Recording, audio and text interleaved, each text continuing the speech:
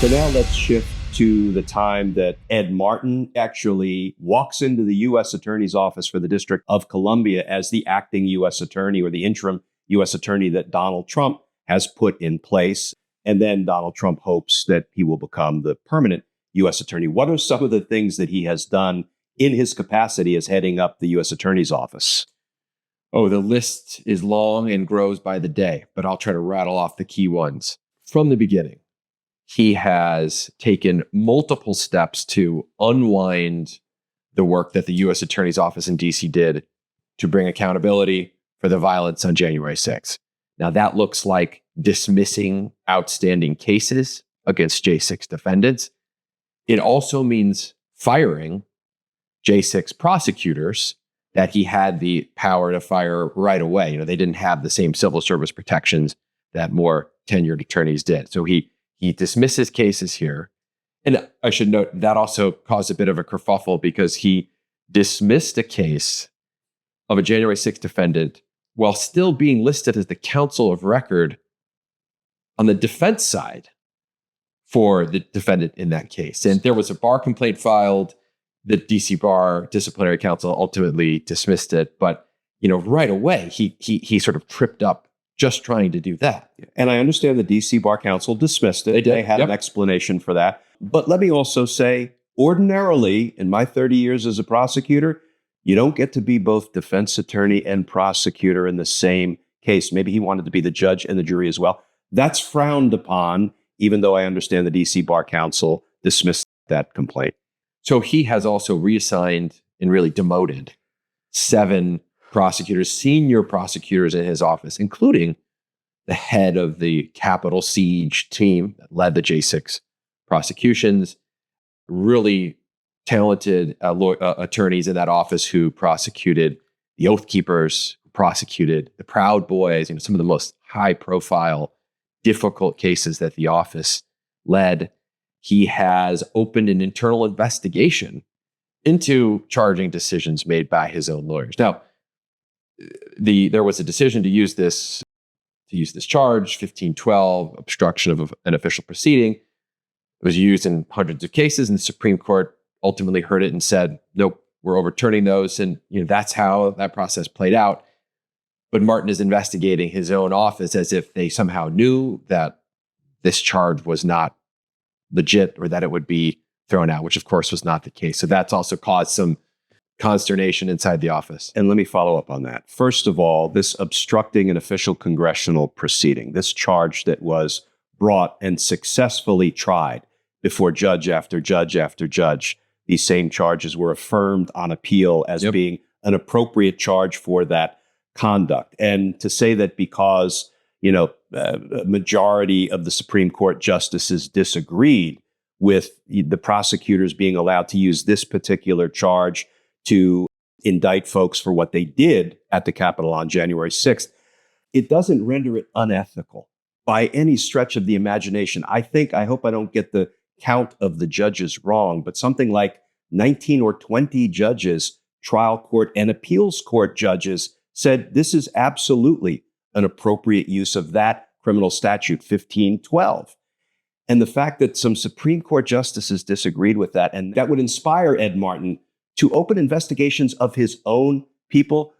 Andy, when you couple that with the other thing you mentioned a few minutes ago, which is that he is firing folks who were just doing the job they were assigned, investigate and prosecute January 6 cases, and he has demoted 7 of the most experienced, accomplished prosecutors in that office. And I know because I worked with them. Some of them were in my homicide section when I was chief of homicide, and I tried cases with them as trial partners. When you take some of the most experienced, accomplished prosecutors who are protecting the people of the District of Columbia every day, and you bust them down to the lowest level, I don't want to call it menial work because misdemeanors are important too, but you don't take your most accomplished homicide prosecutors, public corruption prosecutors, and national security prosecutors and put them in misdemeanors handling shoplifting of a stick of deodorant from CVS. Still a crime that has to be handled. But you know who we have in those jobs?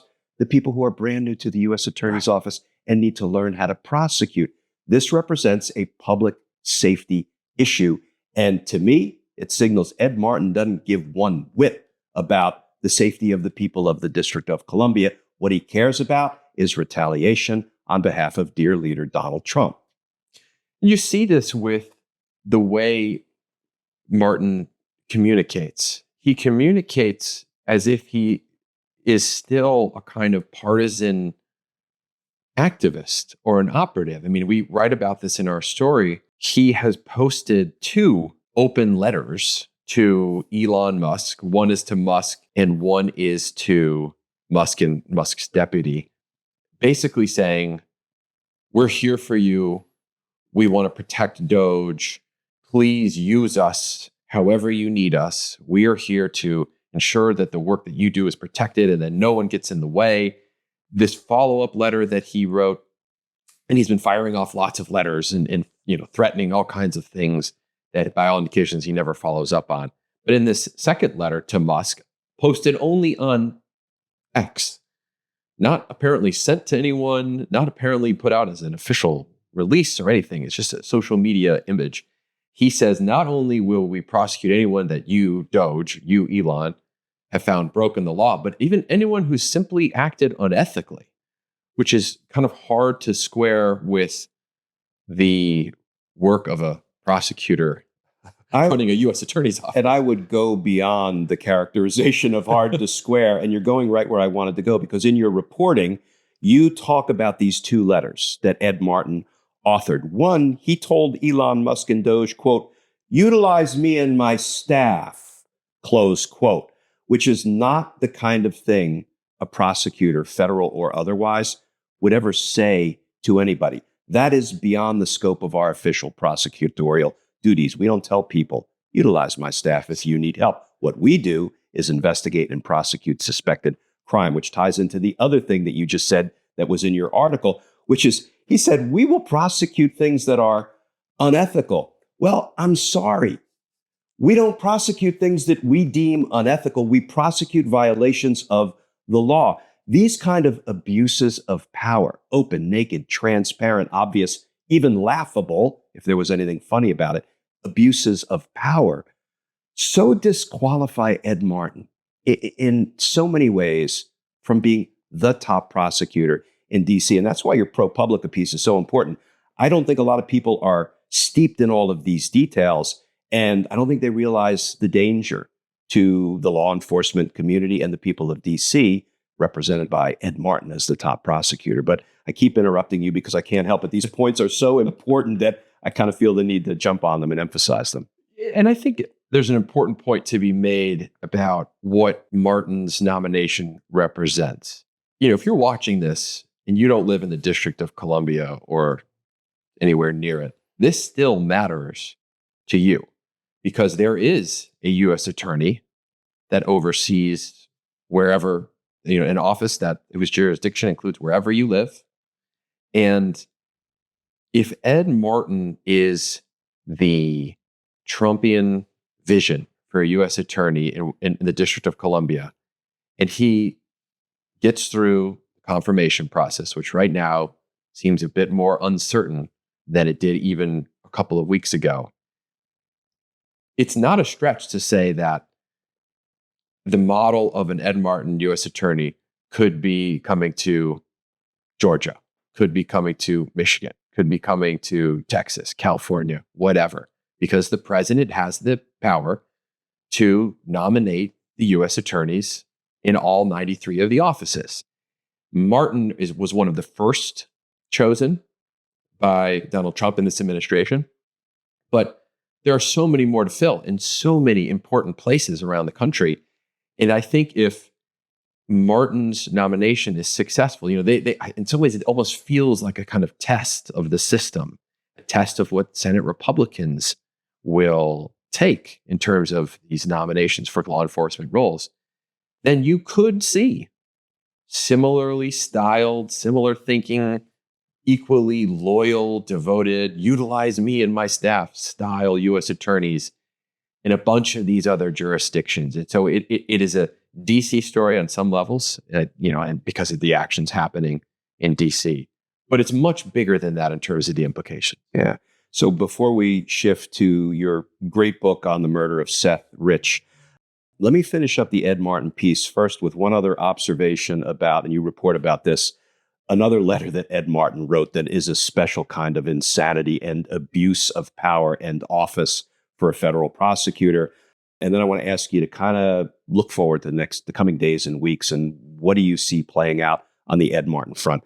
So I saw this letter, and I got to tell you, Andy, it looked like something out of The Onion, right? The satirical online platform, because I'm reading it, and Ed Martin is telling Georgetown University School of Law that he understands that they are promoting and teaching DEI, diversity, equity, and inclusion in their school and in their administration. And to him, this is, quote, unacceptable, close quote. And he says, we're going to investigate and we will prohibit graduates of Georgetown Law from working at the U.S. Attorney's Office for the District of Columbia. Now, I'm looking at this and I'm saying, first of all, federal prosecutors don't write letters like this to people. Why? Because it's not up to them to decide what is acceptable or not acceptable in the curriculum of universities of higher learning. Plus, you don't get to investigate a policy or a teaching curriculum that is unacceptable to you. And you don't get to ban graduates of a law school from potentially working in various government agencies. So it's like unethical conduct on top of insanity, on top of just lunacy. And I'm like, this can't be real. Of course it is real. And I know there was a response from Georgetown, but like, where did this thing fall out? Because this is so over the top and as an abuse of office that, you know, you would think something like a lawsuit might come of it, but I don't think we've seen one from Georgetown. I haven't seen a lawsuit or heard rumblings of a lawsuit from Georgetown. They did respond with a pretty firmly worded letter that said, essentially, we're going to run our law school the way we want to run our law school. We've done it this way for decades. You know, the DC U.S. Attorney's Office has hired, I'm sure, hundreds of Georgetown law grads. The pipeline from the school to the office is very common. But it's just another example of the way Martin has turned this office into this sort of politicized and weaponized tool of an administration.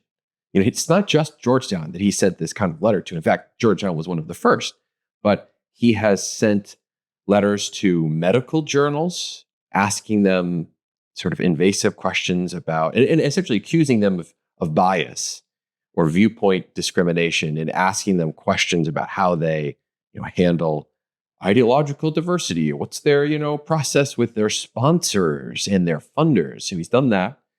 He sent a letter to Wikipedia asking them if they had, you know, ideological discrimination, viewpoint diversity. I mean, what Wikipedia's policy for the viewpoints represented on its pages has to do with the DC U.S. Attorney's Office, I have no idea. And then he sent multiple letters to Democratic elected officials on the Hill for old comments they'd made or, incendiary comments they'd made. And you could argue maybe those comments were ill-advised. In fact, Senator Chuck Schumer literally said that the day after he made the comment in question. But Ed Martin has, you know, kind of quasi-investigated that as well, even though every legal expert under the sun says this is crazy. The speech and debate clause covers this. We have to have robust First Amendment protections for in public life. There's something sort of deeply ironic here about, you know, a sort of Trump-era Republican Party that on the one hand is kind of, you know, crying free speech, censorship, you know, how dare they silence our voices? But then when it comes to viewpoints they don't like, they send sternly worded letters to Georgetown Law School or other medical journals. Chest magazine was one of them, saying, you know, we're concerned about your policies and how you run your magazine. It's just a strange situation where these two things do not line up. Yeah, consistency is not the Trump administration's strong suit. Yeah. Okay, so let's look forward. Where do you see the Ed Martin nomination going in the coming days and weeks? It's going to be a real battle from the looks of it. There are signs from Capitol Hill from just this past week that at least a few Republicans on the Senate Judiciary Committee have concerns. They have said things. Senator Tom Tillis of North Carolina, for instance, has said that, he has some serious questions about both Martin's record and also these questions that he filled out and answered for the committee where there are inconsistencies or maybe misleading. Senator Grassley of Iowa, one of the most senior members on the committee, put out a statement that on its face doesn't seem that concerning for Martin. But if you know how to read between the lines of sort of Capitol Hill speak, you know that that is not a full-throated endorsement of Martin's nomination. Whether there's an actual hearing or not, that would be a pretty dramatic move. And I don't know if the Republicans will do it because I think they might worry about setting a precedent. Every time there's a U.S. attorney they don't like, we have a hearing. But it may also just mean they go to the administration and say, you got to put someone else up. So the next week or two, I think, will be really critical for what happens with Martin's nomination. So, Andy, before we move on to the book, tell me a little bit more about ProPublica, because as I was reading your piece, I mean, this is the kind of deep dive journalism that, frankly, we're not getting everywhere. I know that's not the goal of some of these other news outlets, but I think it's more important now than ever. And it's something that I would like to see more of, quite frankly. So tell me a little bit about your work with ProPublica. It used to be that every newspaper in the country had a little investigative team. And as newspapers have faced cutbacks, have closed, we've lost that investigative reporting capacity. And the founders of ProPublica, their big idea was, what if we created a newsroom that could cover the country that was just investigative reporting, that brought that public interest, accountability focused journalism, brought all these reporters in one place, and that's all that we did. So at ProPublica, we don't chase headlines.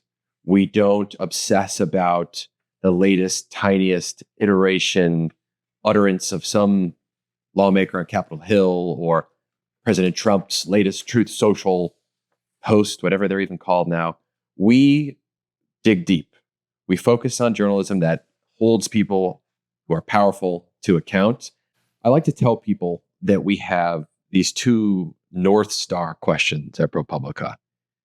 What's the harm is the first question, and who is accountable is the second question. Every story that we do has to satisfy those two questions, because what we care about is stories that impact people, that illuminate something deeper about what's in the news, what's going on in a U.S. Attorney's office, or what's happening with chemical pollution in Louisiana. And it's very rooted in people who are impacted by decisions that powerful politicians, companies, law enforcement, whatever, those decisions that they make and how those trickle down to people. And so it's old school investigative journalism all the time. I absolutely encourage people to check it out. Driven by facts, none of the spin and none of the sort of crazy hair on fire clickbait that you see a lot these days. Yeah, and I would encourage people as well to check it out. I'm an old journalism guy, at least by undergraduate education. I was a journalism major. I had the remarkable good fortune of being mentored by a lion in journalism circles back in the day. Clark Mollenhoff was a Pulitzer Prize-winning investigative journalist for the Des Moines Register. That's who taught me how to do journalism right.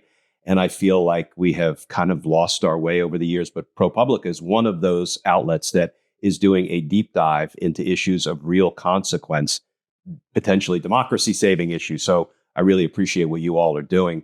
Now, I want to shift for just a few minutes to the book. And the title of the book is A Death on W Street, The Murder of Seth Rich and the Age of Conspiracy. And this is fascinating to me for a number of reasons. It's a great read, but I was in the U.S. Attorney's office when the Seth Rich murder came into our shop. I didn't work on it, but some of my friends and colleagues did. And what they experienced in investigating the case was kind of unlike what we usually saw as part of our murder investigations. I'm going to take the interviewer privilege and I'm going to read just a little bit about the book to set it up for people. And here's how a short description of the book reads. In the early morning hours of July 10th, 2016, gunshots rang out and a young man lay fatally wounded on a quiet Washington, D.C. street. But who killed Seth Rich? When he was buried in his hometown, his rabbi declared, "There are no answers for a young man gunned down in the prime of his life." The rabbi was wrong.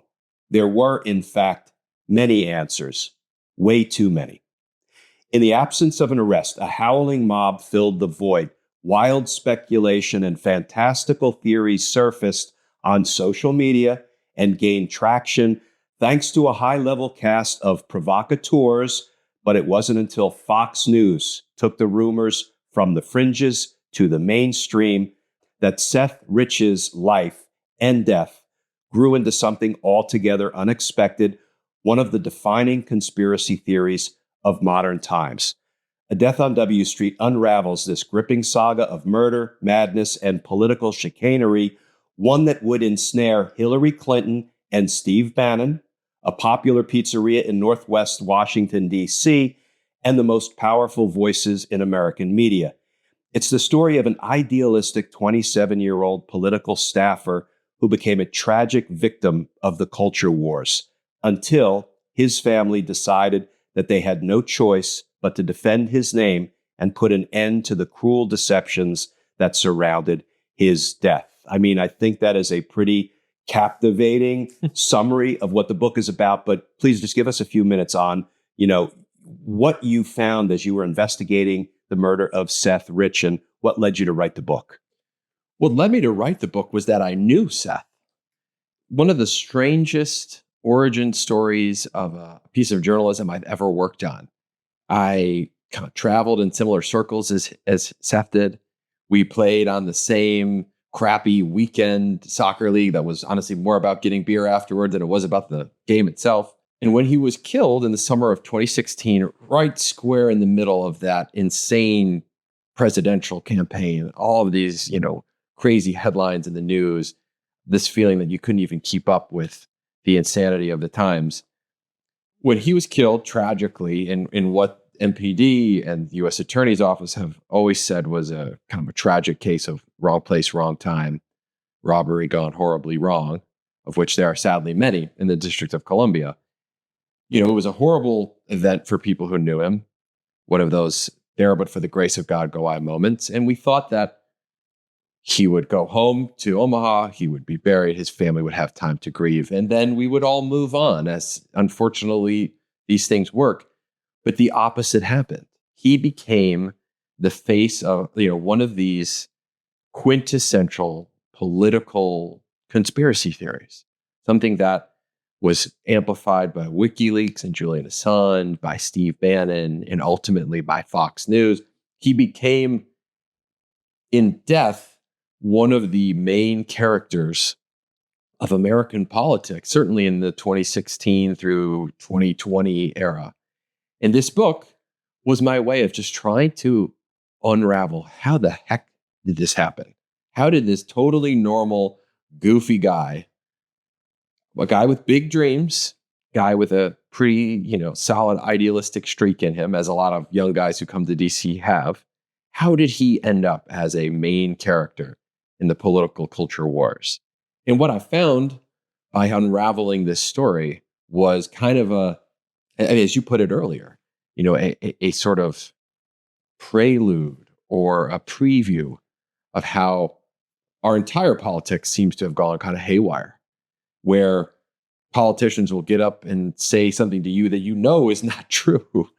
They'll say something that is just completely bonkers, coming out of you don't know where. Where are you getting your information from? Where are the facts in this statement? And how did we get to this place where our politics seems to be ruled by not the people who have the right answers, but the people who have the loudest megaphones or who have the fringiest theories of the case? And so that was, I'd be lying if I said I set out to solve that question by writing this book. I honestly just wanted to understand how this happened to Seth and his family. But ultimately, that's what the book became. Yeah. So what are your takeaways from, how a robbery gone bad murder in DC, which is what this looks like and always looked like, could then become sort of front and center as part of the Republican Party machinery put out there to, The way I see it, it's sort of like using propaganda and these crazy conspiracy theories to control large swaths of the folks who are inclined to listen to this rather than pay attention to the facts. I mean, what were the main takeaways for you? One of the big takeaways, and this is more on the darker side, is just when you have a political party that wants nothing more than to claim power and to convince its followers that the party is always right and that any sort of evidence that points to the contrary is wrong, fake, they will grab any bit of evidence. They will take any tragedy, major or minor, and kind of twist it around to suit their ends. And so in the case of Seth, I mean, there are theories online that he was a mastermind, Edward Snowden leaker, hacker, when the guy would get locked out of his own cell phone and couldn't get back in. There are all kinds of fan fiction of a sort online about him that's used to justify things that Donald Trump has said or that the Republican Party has said, to kind of feed narratives that back up that, in this case, far right kind of view of the world when they're just not true at all. And so it's been jarring to just see a political machine that will take anything, even if it's a young man's death and a family's grief, and pull it in and use it to their ends. So that's one. On the other hand, it was, people who read the book will see, there are good guys in this story. There are people who step up in the face of all this nonsense to fight for the truth and to fight for people's ability to, live in peace. And so there are lawyers and there's Seth Rich's family, his brother and his parents, who fight back. And they sue Fox News in the parents' case. And in the brother's case, they sue some of the conspiracy theorists, and they prevail in the end. Yeah, and it feels like we're moving toward a post-truth society here in America. And, I hope we can reverse course. The good news is we do have the ProPublicas of the world who are out there doing the deep dive, providing reliable reporting. I will put a link to both where people can buy the book and to where they can read your piece about Ed Martin. And, I'm glad that we still have this kind of long format, thoughtful, fact-based investigative journalism that we can go to and learn from. So with all of that being said, if people wanted to find your work elsewhere, how would they go about finding it? I would definitely recommend they go to ProPublica.org. I'm on some of the social media platforms, Blue Sky, just type my name, Andy Kroll, and you can find me. I'm on X a little bit just to kind of keep an eye on what the Elon Musk crowd is doing for reporting purposes. But I think ProPublica, we have newsletters, all kinds of stuff that you can subscribe to for free. There are no paywalls. There's no subscription. And then on social media, you can find me there as well. Great. Well, thank you for the work you're doing, the journalism you're producing, which is, more important than ever today. And thanks for spending some time with us here on Justice Matters One-on-One. Hey, thanks for having me, Glenn. Pleasure.